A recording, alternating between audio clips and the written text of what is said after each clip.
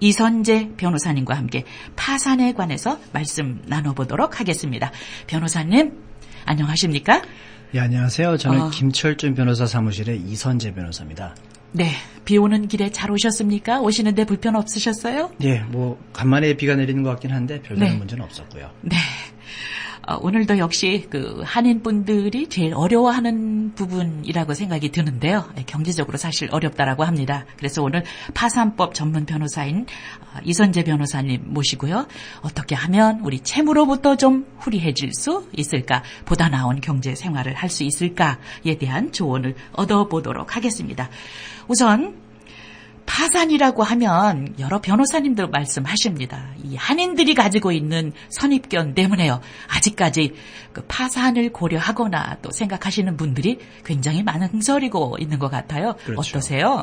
예, 일단 한인분들 경우에는 파산이라고 하면 빨간 딱지 이런 것부터 생각을 하셔가지고 그렇습니다. 겁부터 먹으시거나 아니면 이렇게 내가 돈을 내야 되는데 못 내는 그런 상황이 있다는 게 부끄럽게 생각되거나 그럴 수가 있을 것 같거든요. 네. 근데 이제 이런 부분에 대해서는 미국에서 파산법이 일단 한국하고는 다르다는 점도 이제 생각을 하셔야 되고, 네. 그다음에 취지는 다른 무엇보다도 새 출발이에요. fresh start라는 건데, 네. 그래서 파산법을 통해서 채무나 이런 것 때문에 생활이 어려워졌을 때 다시 새롭게 출발할 수 있도록 채무 같은 거 탕감을 받을 수도 있고 한 게 그런 법적 제도니까 이걸 십분 활용하실 수 있는 게 좋다고 생각됩니다. 네, 그렇죠.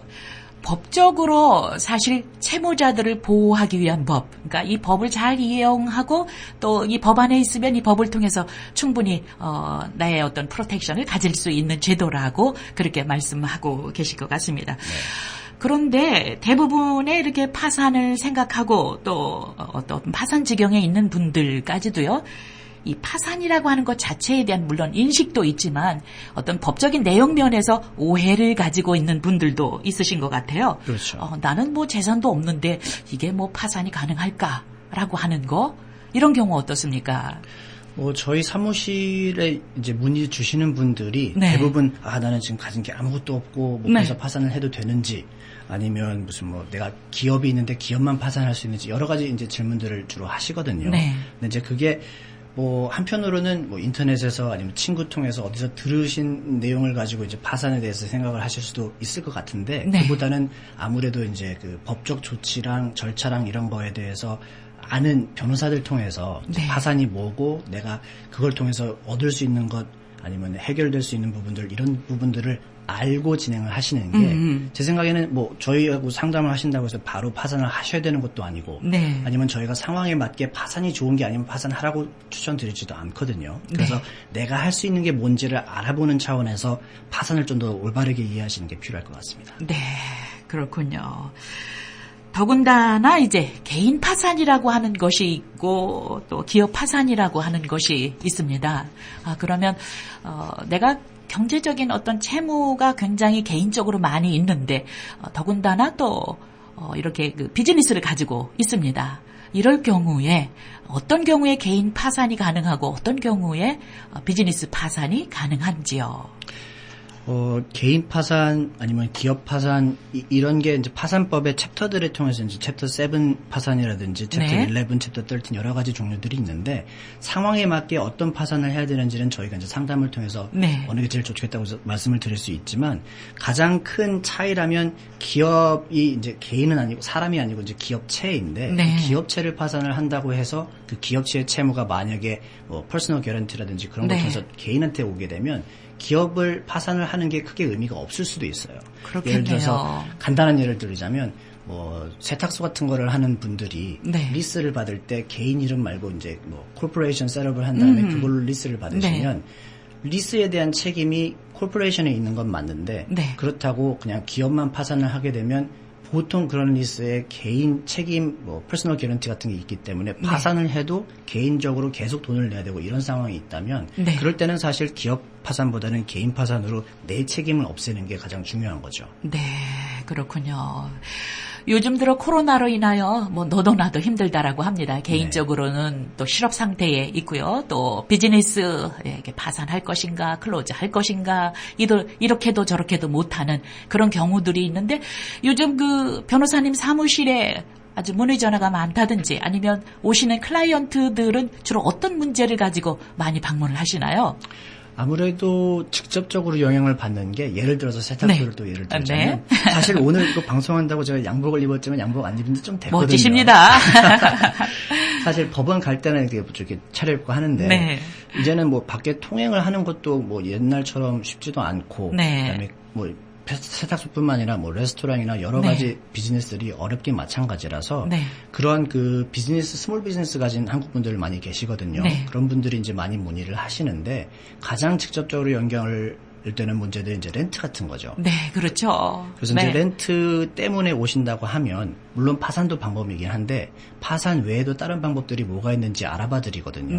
그래서 랜드로드하고 직접 얘기를 해가지고 리스를 어떻게 서로 같이 살 수 있는 방법으로 찾아갈 수 있는지 아니면 그게 정 안 되면 파산이라도 할 수 있는데 또 이런 분들이 기업체만 가지고 계신 게 아니라 부동산이라든지 여러 가지 자산이 있을 수가 있기 때문에 파산 종류도 7인지 13인지 아니면 그것마저 안 되면 다른 방법이 뭐가 있는지 알아봐 드리는 게 저희가 도와드릴 수 있는 부분입니다. 그리고 또 클라이언트들 중에서는요, 질문 중에 올라온 것이 내가 그 미국에서 비즈니스를 하고 있지만 또 한국에도 어떤 자산이 있다. 그런데 여기에서 내가 비즈니스 파산을 할 경우에 한국에 있는 자산들하고는 어떻게 연관이 있겠는가라고 하는 질문도 있을 수 있을 것 같아요. 어떻습니까? 가끔 한국의 부동산을 뭐 예를 들어서 가족끼리 뭐 이렇게 이름을 넣어주거나 해서 이제 소유권을 가지고 계신 분들이 계세요. 근데 이제 그런 경우에는 뭐 엄밀히 따지자면 파산 신청을 할 때 내가 가지고 있는 자산들을 다 이제 공개를 하고 뭐 자산 채무 이런 걸 다 감안을 해가지고 이게 탕감을 받을 수 있는지를 확인을 받은 다음에 탕감을 받는 게 이제 뭐 챕터 7이라든지 이런 파산이기 때문에 한국에 가지고 계신 자산이나 이런 것도 다 감안을 해야 되죠. 근데 상황에 따라서는 예를 들어서 어떤 분이 실제로 소유하고 계신 건 아닌데 살려고 하고 있는 중이고 막 그렇게 치면 아직은 실제로 소유권이 있는 건 아니니까 그럴 때는 뭐 기재를 안 하고 막 이런 방법들이 있으니까 상황에 맞게 진행을 해드리는 게 제일 좋죠. 네, 그렇군요. 그리고 또한 그 많은 사람들이 가지고 있는 그 파산에 대한 그 오해 중에는요, 우리가 파산을 하고 나면 모든 경제 활동은 다 물론 뭐 경제 활동은 제한될 수 있다고 볼 수 있겠지만 그러나 아주 완전 제한이 된다든지 아니면 나의 부채가 하나도 없이 다 사라진다든지 뭐 이런 생각도 있지 않나 싶은데 어떻습니까?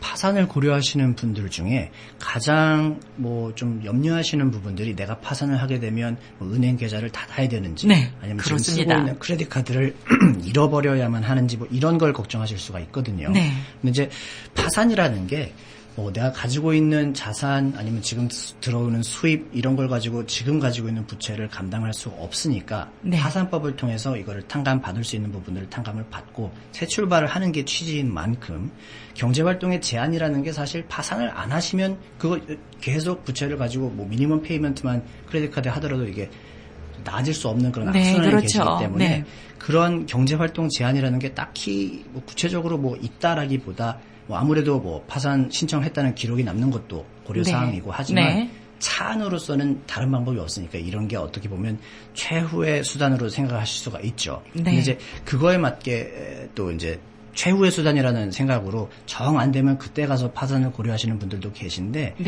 이게 제가 처음에 이제 한 6년 전에 파산 업무 같은 걸 시작을 하면서 김철준 변호사 사무실에서 이제 일을 하기 시작하면서 그때는 프라임 모르기지 때문에 뭐 차압이랑 이런 것도 많았고 집을 잃는 분들도 많이 계셨는데 그때 저희가 파산으로 도와드린 부분들이 많거든요.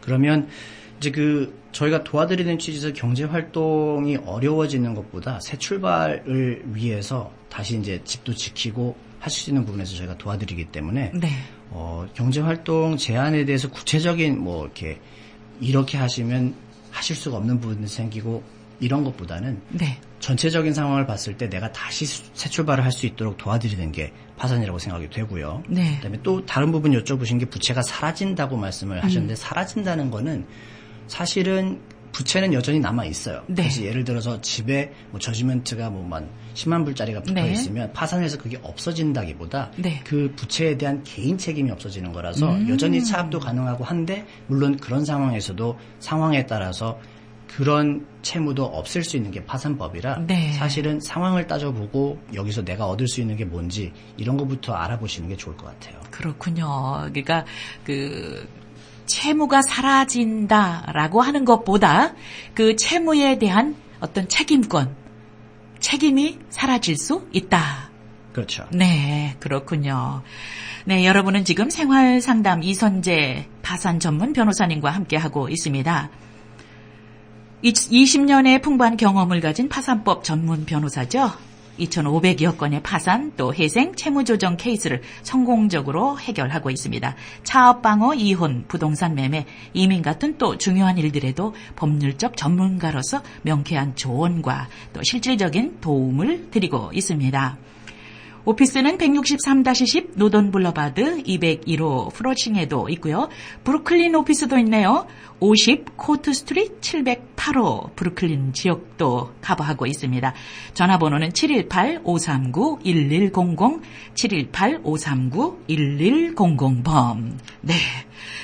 또한 그 파산에 대한 오해 중에 어떤 것이 있냐 하면 그렇다면 내가 파산하기 전에 내가 가지고 있는 소유권이나 아니면 뭐 부동산이나 뭐 재산에 대해서 명의를 내가 임의로 변경하고 난 후에 파산을 하면 어떻겠는가.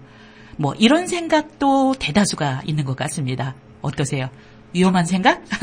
물론 제 생각에는 그건 정말로 위험한 생각이고요. 네. 뭐 그런 뭐 임의대로 내가 이렇게 숨기려고 하고 이러는 것보다 네. 지금 상황이 어떤지를 이제 최소한 이제 저희 같은 변호사하고 네. 상담을 통해서 이걸 어떻게 가장 잘 대처하는지가 이제 중요하고 네. 뭐 지금 질문하신 대로 뭐 이렇게 내가 파산 직전에 내가 가지고 있는 집을 내 아내나 가족 이름으로 돌려놓으면 내가 가진 자산이 없는 게 되니까 그렇게 하면 괜찮을지 근데 그게 문제가 될 수 있는 거거든요. 네, 그렇군요.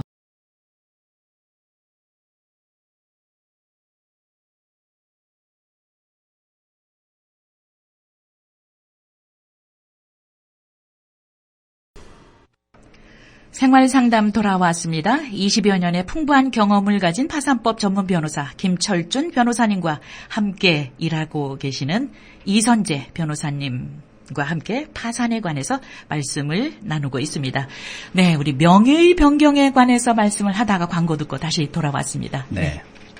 뭐 제가 조금 더 추가적으로 설명을 드리고 싶은 부분이 있는데 명의 변경이라는 것 자체는 사실 뭐 예를 들어서 내가 원래 내 가족한테 뭐 옮기기로 했었고 근데 이제 공교롭게 그 무렵에 상황이 안 좋아져가지고 네. 파산해야 되고 이럴 수도 있거든요. 그렇죠. 그래서 명의 변경 자체가 문제가 되는 건 아닌데 예를 들어서 법원에서 볼 때는 파산을 하는 사람이 한 이틀 전에 집을 옮겨가지고 내가 더 이상 집을 가진 게 아닌 것처럼 진행을 하게 되면 그게 네. 왜 그렇게 됐는지 네. 그리고 특히 그걸 올바르게 돈을 받고 파는 그런 게 아니라 그냥 줘버린 그런 거면 네.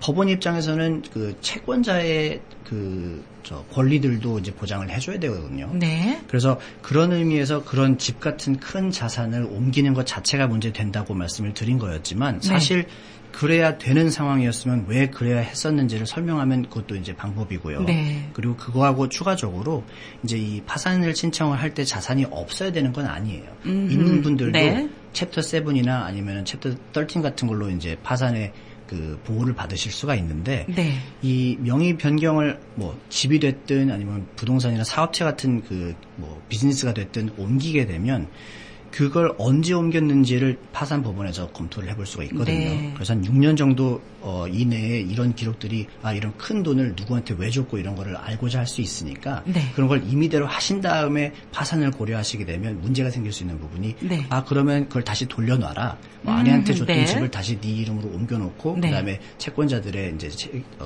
권리 같은 것도 이제 다 따져서 탕감을 받을 수 있는지 보겠다 이렇게 될 수 있으니까 네. 그런 경우에는 그렇게 임의대로 하시는 것보다 이제 파산을 통해서 exemption이라는 게 있거든요. 네. 집에 대해서 어느 정도 보호받는 금액들이 있고 뭐 집 외에도 예를 들어서 뭐 펜션이나 아니면 뭐 여러 가지 이제 항목들이 있어요. 자동차도 그렇고. 네. 그래서 그런 보호받을 수 있는 부분들이 있으니까 그거에 맞게 어느 정도 이제 조정을 해주는 게 이제 또 저희가 파산 전에 저희가 도와드릴 수 있는 부분이거든요. 네, 그렇군요. 그리고 파산이라는 것도 오시자마자 파산 바로 신청하고 이런 게 아니고 이게 시기가 적절한지도 저희가 이제 맞춰드려서 네. 지금 하시는 것보다는 한 3개월 후, 6개월 후 이렇게 말씀드릴 수 있는 거니까 네. 충분히 내가 지금 할 수 있는 것들과 내가 어떻게 하는 게 제일 좋은지를 감안을 해서 네. 조율을 하는 게 제일 좋죠. 네, 그렇군요. 네. 그렇다면 파산법으로 보호받을 수 있는 부분과 또 해결할 문제들에 관한 그런 질문들인데요. 예를 들어서 사실 우리가 빚을 지고 있으면 뭐 크레딧 카드 빚이면 크레딧 카드 회사에서 며칠만 지나도 뭐 전화 빗발치죠. 그렇죠. 그리고 뭐 메일 오는 거 뭐 말할 수가 없었는데 이런 독촉 전화나 편지 그다음에 뭐 수금 소송이라든지 뭐 수금을 시도하기 위해서 시도 때도 없이 전화를 받아야 하는 그런 경우들 이런 거 다 해결이 되는 것입니까?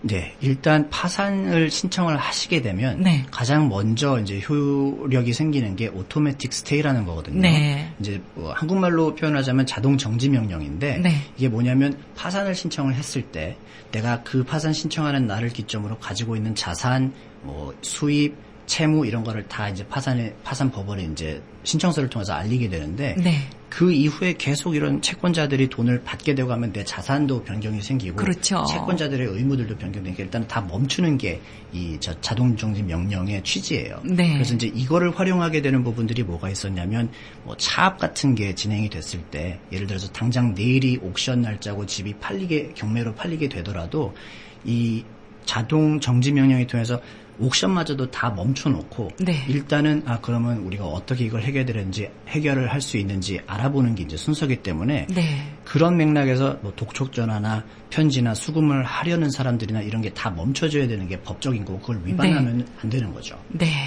그렇군요. 예. 그렇다면 예를 들어서 교통사고가 났습니다. 그리고 뭐 임금의 문제라든지 뭐 손해배상 또 차압과 경매 뭐 퇴거 등 여러 가지 그 민사 소송 중에 있다라고 하면 이런 것도 어떻게 해결을 받을 수 있습니까? 뭐 자동으로 해결은 힘들겠지만 해결이라는 단어가 좀 애매하긴 한데 네. 일단은 그런 절차나 이런 소송 이런 걸로부터 보호를 받으실 수는 있는 거죠. 네, 그래서 그렇군요. 오토매틱 스테이가 네. 이런 뭐 사고나 임금 때문에 이렇게 웨이지를 안 줬다고 웨이지 클레임 같은 게 들어오거나 할 수 있잖아요. 네. 그러면 그런 소송들도 다 결국에는 내가 가지고 있는 자산이나 이런 거에 영향을 미치는 거기 때문에 그것도 네. 다 멈추라는 게 자동정지 명령이고요. 네, 그렇군요. 그럼에도 불구하고 예를 들어서 계속 빚 독촉이 왔다든지 뭐 컬렉션 에이전시다 뭐 이런 곳에서의 어떤 추심 활동 이런 것도 법적으로 대응할 수 있습니까? 어떻습니까? 기본적으로는 파산을 신청할 때 네. 내가 파산 신청서에 기재하는 모든 채권자들한테 나 지금 파산한다라고 이제 통보를 보내게 되거든요. 네. 그러면 그걸 받은 사람들이 파산 신청을 하게 되면 오토매틱 스테이가 있다는 걸 알게 되기 때문에 네. 그럴 때에는 뭐 더 이상 독촉이나 이런 걸 할 수 없는 게 정상이지만 네. 어쩔 때는 뭐 은행한테 뭐 채권이 있었던 게 컬렉션 에이전시로 넘어가는 과정에서 네. 통보가 제대로 안 이루어지면 네, 그 사람들은 그렇군요. 모르고 연락을 할 수도 있어요. 근데 네. 그렇다고 하더라도 지금 내가 파산을 하고 있으니까 컬렉션 에이전시가 더 이상 나한테 어떻게 할 수 없다는 건 저희가 변호사니까 이제 그럼 내 변호사랑 얘기를 하면 저희가 바로 이제 얘기를 하죠. 그럼 그 네. 사람들도 이 상황을 다 아니까 멈추고요. 네, 그렇군요. 여러분은 지금 20여 년의 풍부한 경험을 가진 파산법 전문 변호사 김철준 변호사님과 함께 일하시는 이선재 변호사님과 함께하고 있습니다. 2,500여 건의 파산, 회생, 채무조정 케이스를 성공적으로 해결했습니다. 차압 방어, 이혼, 부동산 매매, 이민법 같은 중요한 일들에도 전문가로서의 명쾌한 조언과 실질적인 도움을 드리고 있습니다. 퀸즈 오피스를 소개하면요. 163-10 노돈 블러바드 201호가 되겠습니다. 브루클린 오피스는 50 코트 스트리트 708호가 되겠고요. 전화번호는 718-539-1100, 718-539-1100. 여러분은 지금 생방송 카카오톡 아이디 FM877을 통해서 질문 올려주실 수 있습니다. 네, 그 다음에 은행 계좌의 동결이나 어떤 압류, 그리고 린, 또한 패소에 의한 어떤 배상 책임이라든지 이런 것도 어느 정도 유예받을 수 있고 또 해결 가능한 선이 있습니까? 라고 하는 질문인 것 같아요. 네, 이제 은행 계좌 동결 같은 경우에는 네. 함부로 내 은행 계좌를 이제 그렇게 프리즈할 수는 없는 거거든요. 네. 하려면 이미 저지먼트가 있어가지고 네. 마샬을 통해서 그 저지먼트 금액을 은행이나 아니면 뭐 이렇게 세금 보고 텍스 리턴이나 네. 뭐 이런 데에서 이제 가져가려고 동결이나 압류 같은 걸 할 수 있는 건데 네. 이런 부분들에 대해서도 파산 신청을 통해서 오토매틱 스테이가 이제 명령이 나오면 네. 그럴 때에도 동결을 했더라도 일단은 다 멈춰놓고 건드리지 못하는 게 이제 뭐 법이고요. 네. 그다음에 유치권이나 패소에 대한 배상 책임 이런 것도 사실은 내가 소송에 져가지고 뭐 저지먼트가 나와 있고 아니면 그 저지먼트가 집에 린으로 붙어 있고 이런 부분들도 파산을 통해서 탕감을 받는 차원에서 익셈션을 통해 가지고 뭐 액수가 맞으면 그런 네. 린 같은 것도 집에서 없애게 만들 수가 있고 배상 책임도 결국엔 내 개인 책임인데 그게 탕감을 받게 되면 더 이상 책임이 없어지는 거니까 네. 소송이 없어지는 건 아니더라도 그 개인 책임이 없어질 수는 있죠. 파산을 통해서. 네, 그렇군요. 이제 우리 청취자 여러분도 웬만큼은 이제 파산의 종류가 뭐 챕터 7이다, 13이다, 11 이 정도에 대해서는 이해를 하고 계신 것 같은데요. 그래도 다시 리마인드 하는 방법에서 챕터 7, 챕터 13, 챕터 11 네, 이런 파산에 대해서 잠깐씩 조금씩만 설명해 주시면 감사하겠습니다. 네. 뭐 일단은 파산이라는 게 그 파산법 연방법을 통해서 이제 이루어지는 그런 절차들인데 네. 거기에 챕터들이 여러 개가 있어요. 예. 7, 11, 13 외에도 뭐 챕터 9이라든지 뭐 이런 부분들이 있는데 이게 네. 개인한테 해당되지 않는 부분들이고 네. 일반적인 상황에서는 챕터 7이나 13 같은 게 많고요. 네. 그다음에 뉴스에서 보시면 무슨 막 큰 회사들이 챕터 11을 통해서 뭔가 재조정을 하고 이런 부분들이 있는데 네. 그보다 조금 더 이제 한인분들한테 좀 관련이 있는 부분들은 챕터 7이나 13이거든요. 네. 그래서 7 같은 경우에는 간단하게 일반적으로 생각하시는 내가 파산을 해서 채무 같은 게 다 없어지고 막 이런 종류의 리퀴데이션 타입이고요. 이거는 개인이나 뭐 기업도 할 수 있지만 뭐 네. 앞서 설명드린 대로 기업을 파산을 한다고 하더라도 여전히 개인 책임이 있으면 그게 별로 의미가 없으니까 네. 그럴 때는 이제 보통 개인 챕터 7 하기 마련이고요. 네. 개인이라고 하면 또 이제 특히 한국 분들은 가족 뭐 이런 게 좀 이렇게 의미가 있는 것 같아요. 그렇죠. 그래서 내가 하게 되면 내 아내한테 책임이 있는지 가족들한테 네. 책임이 있는지 뭐 이런 거를 고정하실 수도 있는데 사실은 이 개인 챕터 7을 하시게 되면 그 파일링 하시는 그분만 청산을 받는 거라서 네. 뭐 부부끼리 부부가 같이 조인트로 파일링을 할 수도 있는 게 이제 챕터 7이고요. 네. 여기에서 조금 다른 종류지만 챕터 13 같은 경우에는 뭐 자산이 없어야만 파산을 할 수 있는 게 아니라고 말씀드렸던 이유가 네. 자산이 있고 예를 들어서 비즈니스 여러 개 가지고 계시고 집도 있고 집에 에quity 많고 네. 이런 가진 게 많으신 분들이 파산을 잘못하시게 되면 사실 네. 이런 경우가 있어요. 제가 지금 네. 설명을 드릴 수가 네. 있는데 그거를 함부로 하셨을 때 이제 잃으실 수가 있는데 챕터 13은 그렇게 자산이 있는 분들이 지금 채무가 이렇게 많이 있고 지금 악순환에 들어있는데 내가 새 출발을 하기 위해서 한 5년 동안 이 부채를 어떻게 나눠내고 이런 플랜을 법원을 통해서 이제 허락을 받은 다음에 5년 동안 나눠내는 그런 종류의 파산이 챕터 13이고요. 네. 생활상담 돌아왔습니다. 여러분은 파산법 전문 변호사인 이선재 변호사님과 함께하고 있습니다. 우선 생활상담 후원해 주시는 분들 소개하고 파산법 전문에 대해서 다시 말씀을 계속해 보도록 하겠습니다. 10년간 동포와 함께해온 여러분의 선택 초이스 종합통증병원은 펠파게 프라임 통증병원과 함께 모든 통증 치료를 전문으로 하는 교통사고 전문 병원입니다. 201-585-8300, 201-585-8300. 초이스 종합통증병원에서 생활상담 후원하고 계십니다. 손님을 위한 오렌지 콜택시 친절하게 안전하게 봉사하는 마음으로 운영 중에 있습니다. 뉴욕과 뉴저지 718-888-0404 201-888-0404 오렌지 콜택시에서 생활상담 후원하고 계십니다. 치료 잘하는 병원 위성범 통증치료 최신 장비와 오랜 임상 경험으로 여러분의 통증을 최선을 다해 치료하고 있습니다. 잉그로드 클립스와 노루드에 위치하고 교통사고 메디케어 일반 보험으로 물리치료 한방치료 통증주사 요법을 한 곳에서 치료받을 수 있습니다. 위성범 통증병원에서 생활상담 후원하고 계십니다. 20여 년의 풍부한 경험을 가진 파산법 전문 변호사 김철준 변호사. 네, 2,500여 건의 파산, 회생, 채무조정 케이스를 성공적으로 해결했습니다. 차업 방어, 이혼, 부동산 매매, 이민 같은 중요한 일들에도 전문가로서의 명쾌한 조언과 실질적인 도움을 드립니다. 오피스 전화번호는 718-539-1100, 718-539-1100. 퀸즈 오피스는 163-10, 노돈 블러바드 201호고요. 브루클린 오피스도 있습니다. 50 코트 스트리트 708호입니다. 네, 이선재 변호사님 이제 말씀을 나눠보기 전에 아까 그 챕터 13이나 챕터 11에 대해서 네, 주로 말씀을 하셨는데 아무리 좋은 법이라 하더라도요. 아무리 좋은 것이라 하더라도 내게 맞지 않으면 이건 별 소용이 없다라는 생각이 드는데 혹시 어떤 케이스들 중에 챕터 13 또는 챕터 11 또 뭐 챕터 7 이것 중에서 잘못 선택해서 손해를 본 그런 경우도 없지 않을까라는 생각이 듭니다. 어떠세요?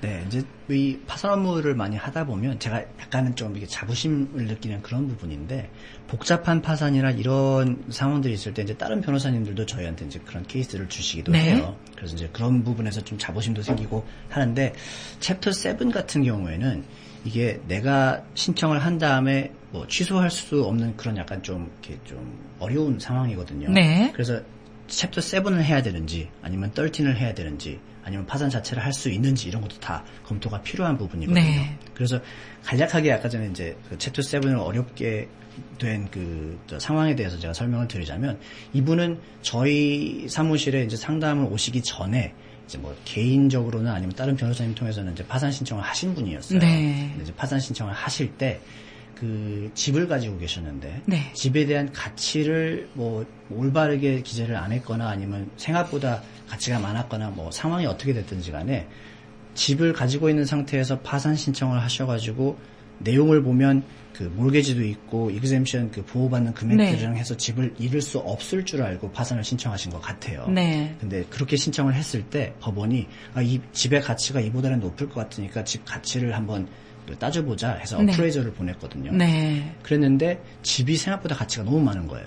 그러면 그렇군요. 그게 어떻게 네. 되냐면 보호를 받을 수 있는 금액들로 다 커버가 돼가지고 집을 건드리지 않는 상황이었으면 문제가 없었을 텐데 지금 채권자들이 돈을 받을 권리가 있고 이런 자산이 이렇게 있는데 파산을 신청하게 되면 이 자산을 리퀴데이트 해가지고 이게 챕터 네. 7이 리퀴데이션 타입이거든요. 네. 그래서 집을 뺏어가지고 갚을 사람들 갚고 물론 이제 집을 가지고 있던 사람이나 보호받는 금액도 어느 정도 받겠지만 결국에는 집을 잃게 된 거잖아요. 네. 그래서 그런 상황에 만약에 이제 저희한테 먼저 오셨다면 네.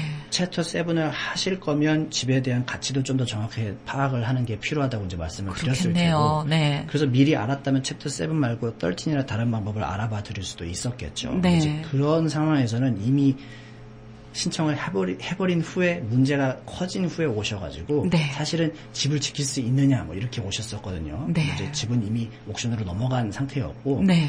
그래서 이제 나머지는 이제 저희가 법적으로 도와드릴 수 있는 대로 도와드렸지만 이거는 함부로 챕터 7을 하셨을 때 이제 문제가 생길 수 있는 부분이니까 다른 무엇보다도 전문가들하고 상담이 꼭 필요하다는 거를 강조하기 위해서 이제 제가 말씀을 드린 거고 네. 물론 이런 거 외에도 이제 저희가 많이 도와드렸던 게 특히 이제 서프라임 몰개지 때 막 차압 많이 일어나고 네. 경매 많이 일어나고 이런 상황이었을 때 네. 파산을 올바르게 이제 준비를 해가지고 제출을 하면 네. 집에 몰개지가 이렇게 붙어 있고 여기서 내가 보호받는 금액들이 이 정도고 이걸 다 합하면 집을 팔아봤자 채권자한테 들어가는 게 없으니까 집은 건드리지 말자 이런 네. 식으로 진행을 하는 거거든요. 네. 그러면 그렇게 해서 다른 채무 같은 것도 다 탕감을 받고 집은 지키고 이런 게 이제 챕터 7이 올바르게 적용됐을 때 일이고 네.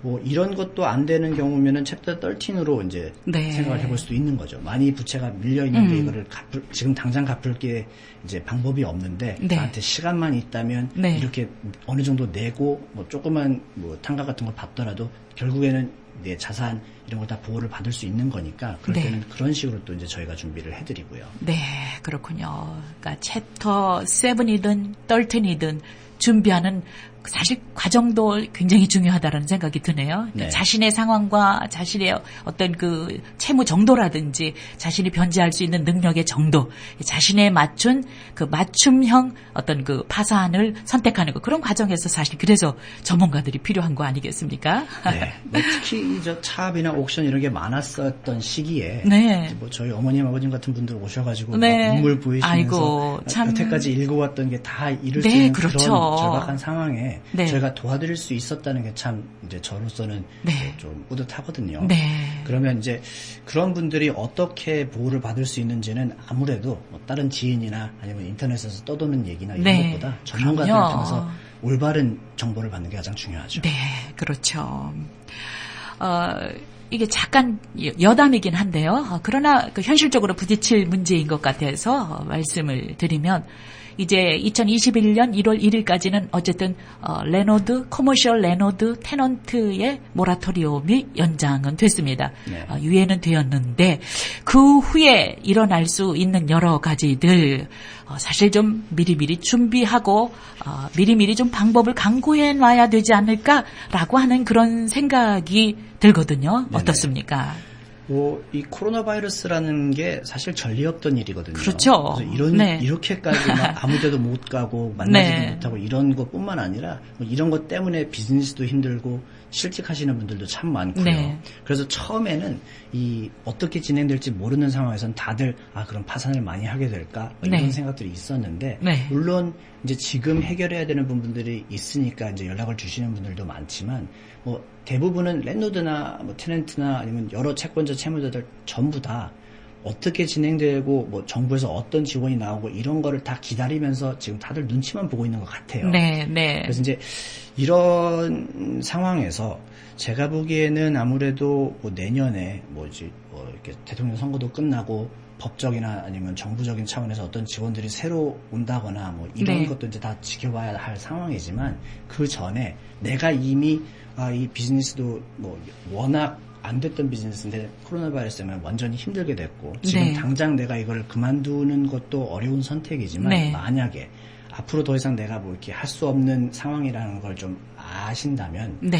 그거에 대해서 지금 준비를 하는 것도 이제 현명할 것 같고요. 네, 네. 그다음에 그게 아니더라도 어떤 분들 이게 연락을 하셔가지고 내가 지금 뭐 비즈니스를 하나 가지고 있는데 이거를 계속 하고 싶은데 할 수 있는지 뭐 이런 상황에 대해서도 만약에 그게 안 됐을 때 어떻게 해야 되는지에 대한 그런 대비 네. 이런 차원에서도 상담 같은 걸 미리 받아보시는 게 네. 뭐 앞서 말씀드린 대로 저희하고 상담한다고 바로 파산을 하셔야 되는 건 아니거든요. 그렇죠. 네. 파산이 됐든 아니면 파산 말고 다른 무슨 방법이 됐든지 저희가 도와드릴 수 있는 부분들이 많아요. 네. 예를 들어서 저희가 파산하는 변호사로 좀 알려져 있기 때문에 네. 랜드하고 이제 협의를 할 때도 네.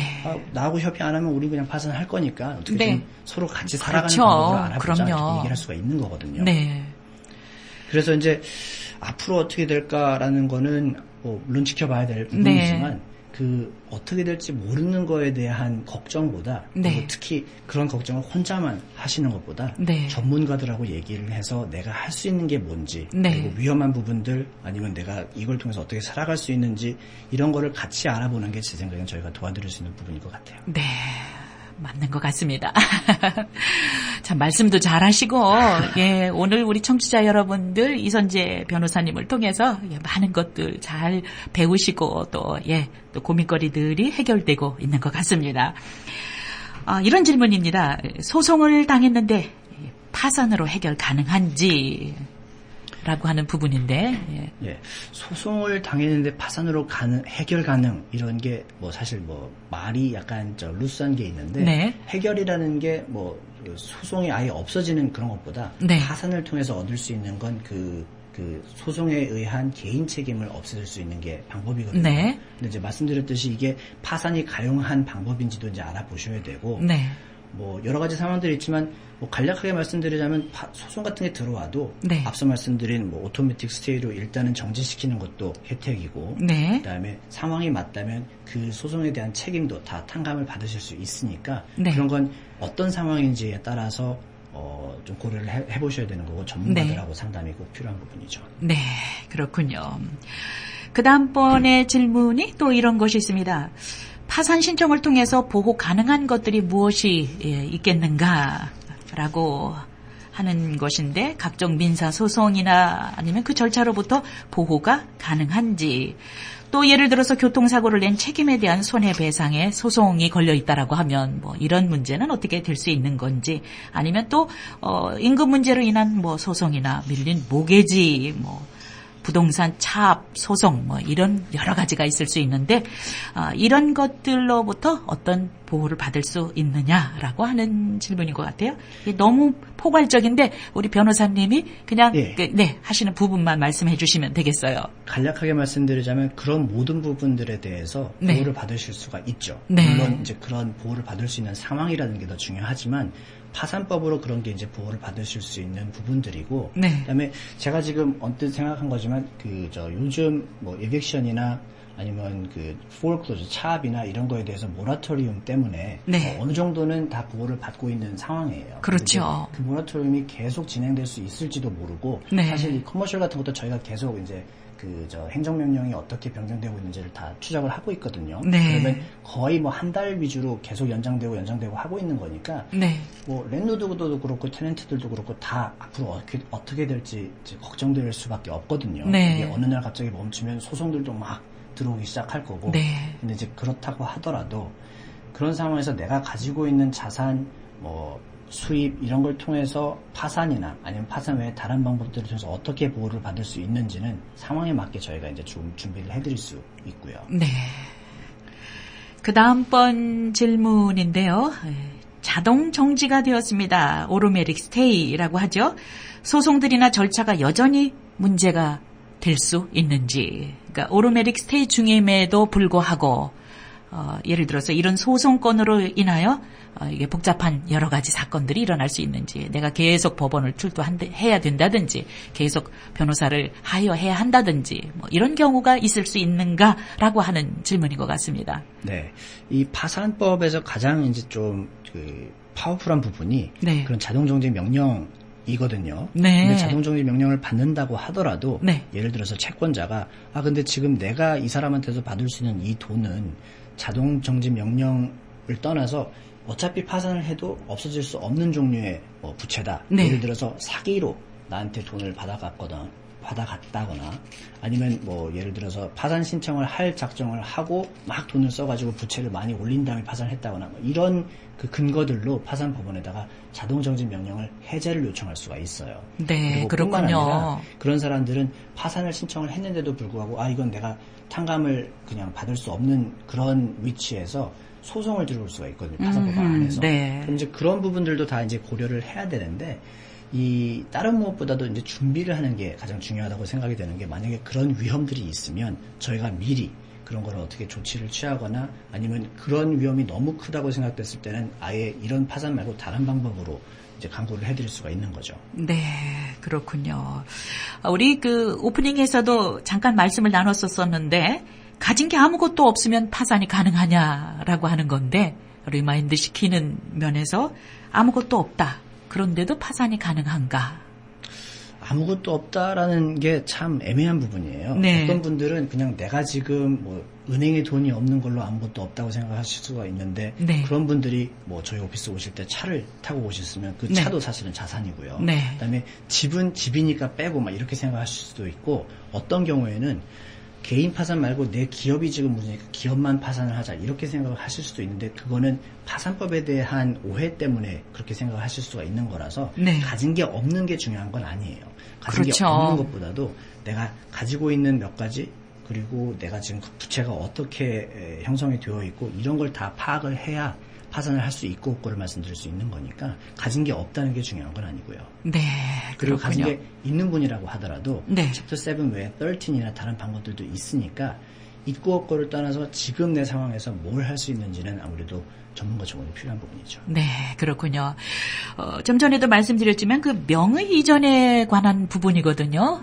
명의 이전이 참 이렇게 고의적으로 뭐 의도적으로 할 때는 굉장히 위험한 생각이다라고 했는데 어쩔 수 없이 꼭 필요한 명의 이전 이런 문제가 있을 수 있다는 가정하에요. 그러면 어떤 경우에 명의 이전을 해야만 한다면 언제 파산 신청이 가능한지요? 그러니까 예를 들어서 합법적으로 내가 명의 이전을 했습니다. 또는 하고 싶습니다. 그러면 명의 이전을 하고 언제쯤 파산 신청을 할 수 있는지에 대한 질문입니다. 앞서 말씀드린 대로 그 명의 변경이나 이런 소유권 이전 같은 걸 하시게 되면 그게 왜 그렇게 됐는지, 그리고 했을 때 뭐 돈을 받고 했다든지 뭐 이런 여러 가지 상황들이 있으니까 시점은 사실 한 6년 정도 더 옛날에 일어났던 일이면 사실 파산법원도 더 이상은 크게 지금하고는 상관이 없을 거라고 생각할 수 있지만 네. 충분히 알아볼 수도 있는 부분이에요. 이런 네. 자산들을 이때부터 미리 숨겼다든지 뭐 이런 그 염려가 있을 수 있으니까 아무래도 정황이 가장 중요하고 네. 왜 그렇게 했었어야 했는지 예. 이런 거에 대한 해명이 필요한 부분이고요. 네. 이제 시기적으로 따졌을 때는 한 6년 정도 이상 그런 일들이 있었으면 크게 문제가 되지는 않을 수 있어요. 네, 그렇군요. 여러분은 지금 파산법 전문 변호사 이선재 변호사님과 함께 생활 상담 나누고 있습니다. 사무실 소개해 드려야 되겠습니다. 퀸즈 오피스가 163-10 노던 블러바드 201호에 있고요. 브루클린 오피스는 50 코트 스트리트 708호가 되겠습니다. 전화번호는 718-539-1100, 718-539-1100. 여러분은 뭐 워낙 그 김철준 변호사님과 또 우리 이선재 변호사님에 대한 경력과 이런 모든 내용들 너무 잘 아시는데요. 예, 그래도 제가 소개해드려야 되겠습니다.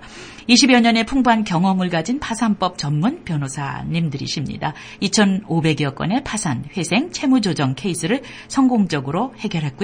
차압 방어, 또 이혼, 부동산 매매, 이민 같은 중요한 일들에도 전문가로서의 명쾌한 조언과 실질적인 도움을 드리고 있습니다. 네, 이선재 변호사님. 이렇게 파산법 이제 시대적으로 봤었을 때에 그래도 클라이언트들이 그전보다는 좀 많아지지 않았을까. 그냥 막연한 이런 추측인데요. 어떤 상황이죠? 어떻습니까? 아무래도 지금 당장 해결이 필요한 부분들이 있으신 분들은 네. 이제 아무래도 저희를 계속 이제 문의를 주시고요. 네. 그다음에 코로나 바이러스 이전부터 힘드셨던 비즈니스들이 이것 때문에 정말로 더 이상은 어떻게 가망이 없다고 이미 결정을 하신 분들은 그럼 지금이라도 당장 파산 신청을 원하시는 분들도 계시고 네. 그래서 문의는 계속 들어오고 있어요. 예. 근데 이제 제가 앞서 말씀드렸듯이 어저께도 무슨 세미나를 가서 이제 현황들이 어떻게 되고 있는지를 지켜보고 있는데 뭐 세븐이나 떨틴이나 이런 게 그 예전 연도에 비해서나 아니면 여태까지 파일링들을 뭐 이렇게 스태티스틱으로 봤을 때 조금 덜한 부분들이 있거든요. 네. 그거는 제가 말씀드린 대로 약간 다들 좀 지켜보고 있는 그런 상황이라서 네, 그렇군요. 그럴 때는 앞으로 어떻게 될지에 대한 대비가 중요한 시점이라고 생각됩니다. 네, 준비하는 기간. 네.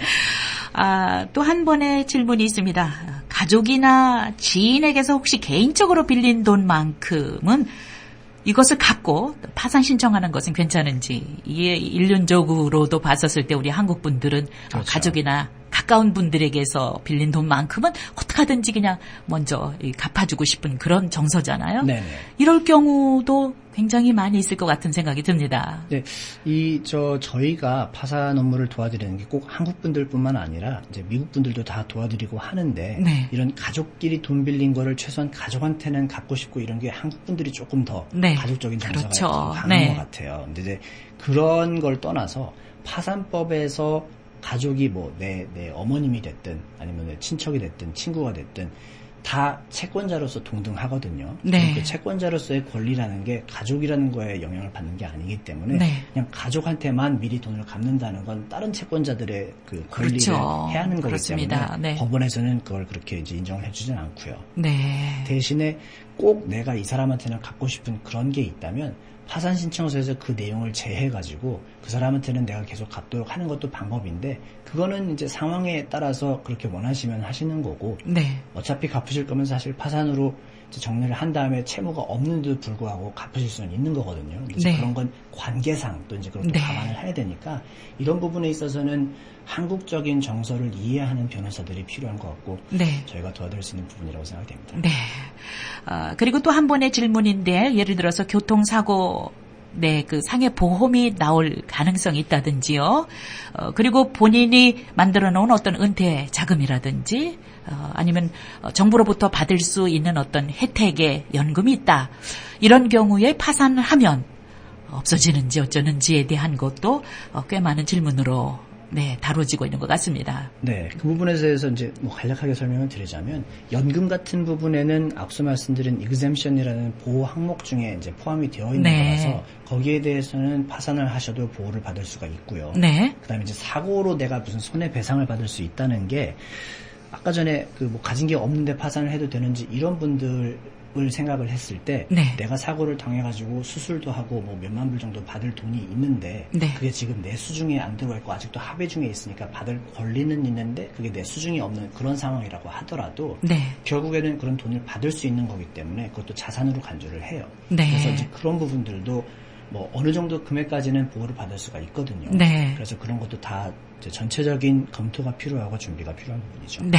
그리고 또 많은 질문들이 스튜던트 론. 스튜던트 론도 사실은 그 일반적으로는 파산으로 탕감을 받을 수는 이제 없는 게 일반적인데 이제 아무래도 최근 들어서는 특정한 상황에서 이게 정말로 어떻게 내가 갚을 수 없는 상황이라든지 아니면 그런 어떤 특정한 요인들이 있어요. 그걸 통해서 스튜던트 론도 탕감을 받는 사례들이 있는데 그 부분은 아직은 법적으로 이렇게 법으로 나와 있다거나 이런 게 아니라서 케이스 로로 진행이 돼야 되는 거거든요. 그래서 좀 더 지켜봐야 되는 부분이고요. 오늘 이선재 변호사님 오셔서 파산에 대해서 정말 좋은 말씀 너무나 차분하게 앵커답게 그렇게 잘 고민에 응해 주셔서 너무나 감사합니다. 아무튼 우리 한인 사회를 위해서 이 파산법 전문가로서 아주 최고가 되시기를 바라겠고요. 우리 하는 분들을 위해서 많이 수고해 주십시오. 네, 감사합니다.